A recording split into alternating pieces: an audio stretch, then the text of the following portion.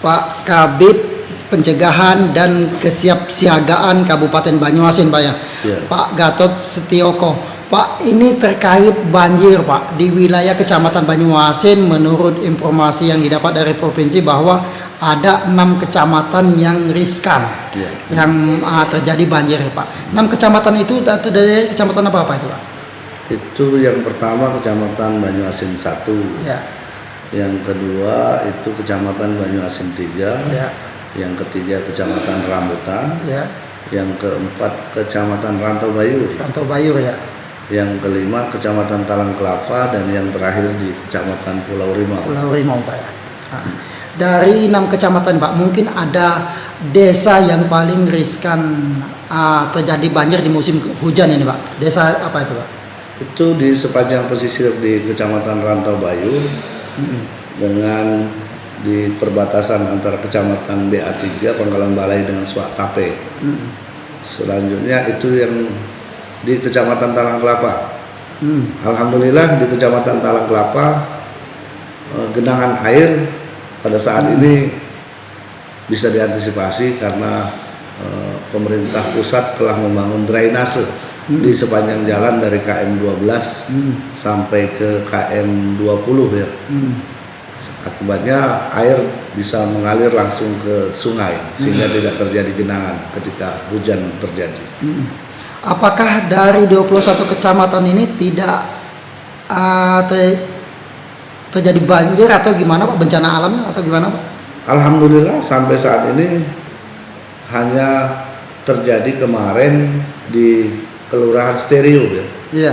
Di Kelurahan Stereo air sempat mengenangi sekitar 28 rumah. Tapi itu hanya terjadi dalam hitungan jam, air sudah surut kembali.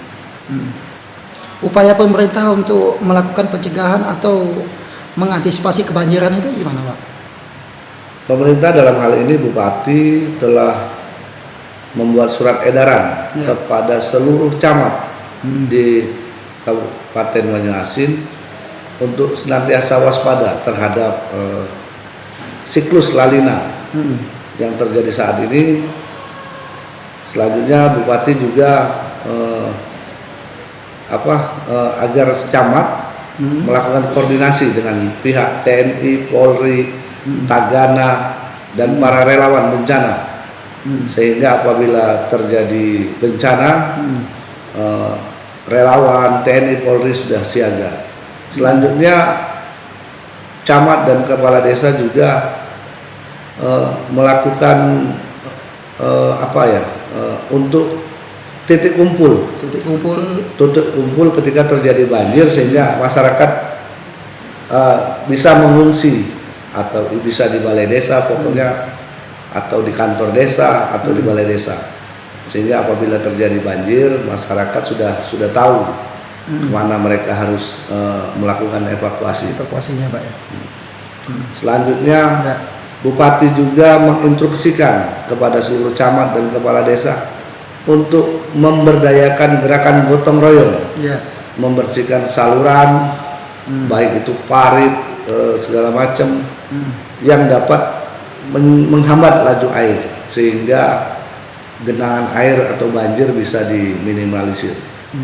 Itu upaya pemerintah, Pak ya.